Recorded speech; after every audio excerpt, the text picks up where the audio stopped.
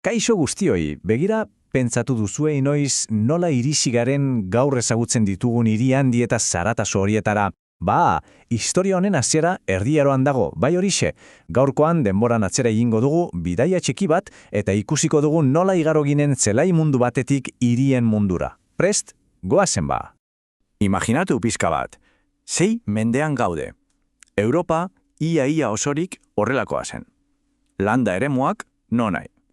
Hemen bizitza oso lasaia zen, lurraren erritmoan zijoan. Ez zegoen ia hiri handirik, Jende gehienak jaun feudal batentzat egiten zuen lan. Eta bizirautea bera, eguneroko borroka zen, pentsa pizka bat nolakoa zen hori. Orduan, galdera da, nola demontre pasatu ginen mundu horretatik hain denbora gutxian, gaur ezagutzen ditugun hirietara. Begira, erantzuna ez dago erregien jauregietan, ez da gudu handietan ere, ez. Giltza, soroetan dago, lurrean bertan. Hemen piztu zen txinparta, hemen hasi zen dena aldatzen. Nekazaritza iraultza esaten diogu, eta izenak ondo dio, benetako iraultza izan zen. Jendeak jateko zuen modua aldatu zuen, eta horrek mundu aldatu zuen betirako. Baina nola lortu zuten hori? Nola hasi ziren bat-batean janarik gehiago ateratzen lurretik? Teknologia berriei esker. Pintza, adibidez, burdin asko goldea, asko zeraginkorragoa zen. Edo hirusaileko laborantza txandaketa, lurra ezagortzeko trikimailo oso askarra. Eta zer esanik ez, errotak, uraren eta haizearen indarra aprobetxatzea sekulako aurrerapena izan zen. Garai hartako goi teknologia nolabait esateko. Eta logikak zer dio? Zer gertatzen da janari gehiago dagoenean? Oso simplea, jendea hobeto elikatzen da, osasuntsuago dago eta gehiago bizi da. Eta jakinea ume gehiago jaiotzen dira. Ondorioa, biztanleriak gora egin zuen, izugarri gainera. Pentsa ezazue domino fitxa bat bezala. Lehenengoa erori zen. Zenbatekoa izan zen hazkunde hori? Datuak ikusgarriak dira, Begira, 300 urte eskazetan, Europako biztanleria ia bikoiztu egin zen. Pentsa, 1000 urtean 52 milioi izatetik, 1300 703 milioi izatera pasatu ziren, ikaragarria da. Bat-batean, jende askoz gehiago zegoen, eta horrek, noski, dena aldatu zuen. Hemen dator domino efektuaren hurrengo pieza. Jende gehiago egoteak behar gehiago sortzen ditu, ezta? Baina, aldi berean, lehen aldiz janaria soberan zegoen. Eta soberan dagoena saldu egin daiteke. Horrela, ia agastuta zegoen zerbait berpiztu zen, merkataritza. Jendea bere herrizkatik ateratzen hasi zen produktuak erosi eta saltzeko, baita urrutiko lekuetan ere. Eta merkataritza hori 2 ardatz nagusitan antolatu zen.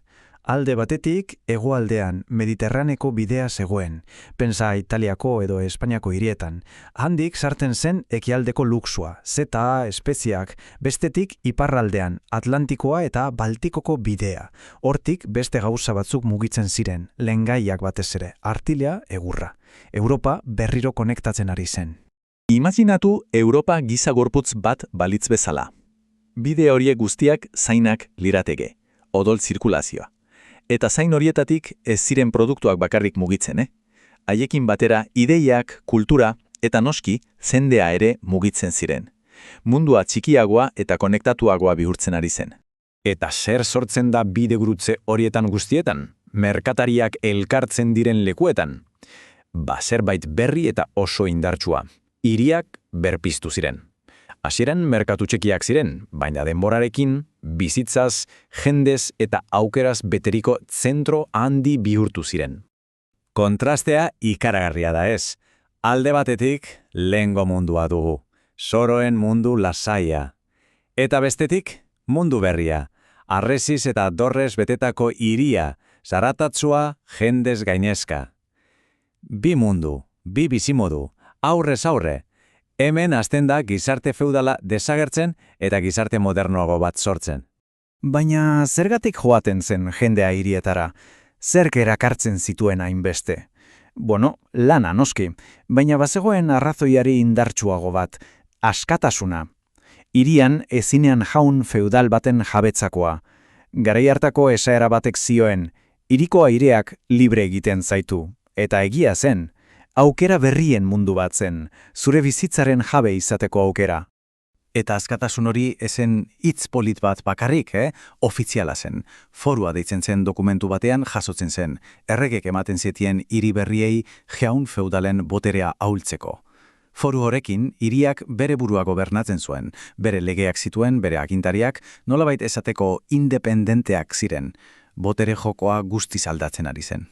Bale, goazen orain, hiri horrietako baten barrura. Imaginatu, kale estuak, jendea, zarata, nola antolatzen zen itxurazko kaos hau guztia? Uste baino, sistema zorrotzako baten bidez, eta sistema horren ardatza lana zen. Eta hemengakoa gremioa da. Zer da gremio bat? Pentsa, lanbide bereko artisau guztien elkarte bat zela. Zapatariek berea zuten, arotzek berea, denek. Gremioak dena kontrolatzen zuen, produktuaren kalitatea, presioa, eta batez ere nork egin zezakeen lan horretan eta norkez. Monopolio bat zen azken finean. Gaurko lanbide elkargoen antzeko zerbait, baina askoz ere botere handiagoarekin. Begira irudioni. Horrelako lantegi batean dena, absolutuki dena, gremioaren arau zorrotzen pean zegoen. Horrek kalitatea bermatzen zuen noski, baina inork ezin zuen ideia berri bat martxan jarri edo prezioak jaitzi. Dena oso kontrolatuta zegoen, sistema itxi bat zen, egonkotasuna ematen zuena, baina aldi berean aurrerapena pixka bat geldiarazten zuena. Eta nola egiten zinen demagun zapatariz? Ez pentsa erraza zenik, ibilbide luzea zen. Lehenik, txikitan, ikasle gisa hasten zinen. Maisu baten tailerrean lan eliten zenuen, ia eseren truke. Urteak pasa eta gero, ofizial bihurtzen zinen, jada soldata batekin. Eta azkenik, azterketa moduko bat gainditu ondoren, maisu izatera iristen zinen. Orduan bakarik ireki zen izakeen zure lantegi propioa. Bizitza osoko karrera zen. Noski, aldaketa ekonomiko hauek guztiek gizartean ere eragin zuzena izan zuten. Hirietan, jada ez zuen balio landa eremuko egitura sinpleak. Hau da, jaun feudala goian eta nekazariak behan. Ez, hirietan gizarte berri bat sortu zen askoz ere konplexuagoa. Pentsazazue hau ere piramide bat bezala. Goian hiriko elitea zegoen, merkataria eta bankaria beretzenak. Haiek agintzen zuten.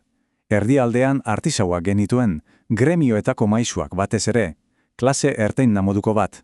Eta behan jende gehiena, langileak, zerbitzariak, lan finkori gabekoak, eta noski, piramide honetatik kanpo ere bazegoen jendea, baztertutako taldeak, judioak kasu, askotan auzo berezietan bizitzera behartuta. Beraz, laborbilduz, zerkin geratu behar dugu? Funtzean, mundua hankaz gora jarri zela. Boterea eta aberastasuna landa eremutik ira mugitu ziren. Jaun feudalaren gazteluak garrantzia galdu zuen eta merkatariaren etxeak berriz irabazi. Lurra jada ez zen aberastasun iturri makarra, orain diruak, merkataritzak eta trebetasun teknikoek agintzen zuten. Gure gizarte modernoaren lehen urratsak ziren, zalantzarik gabe. Eta gaur egun zer, garai hartan nekazaritzak eta merkataritzak mundua irauli bazuten, zeintzuk dira gaur egun gure gizartea aldatzen ari diren indarrak. Teknologia digitala, globalizazioa, adimen artifiziala agian, hortxe uzten dizuet galdera, pentsatzeko. Azken finean, historia ez da irarraneko kontu bat bakarrik, gure oraina ulertzeko giltza da. Eskerrik asko bidaia honetan nirekin izategatik, eta hurren arte.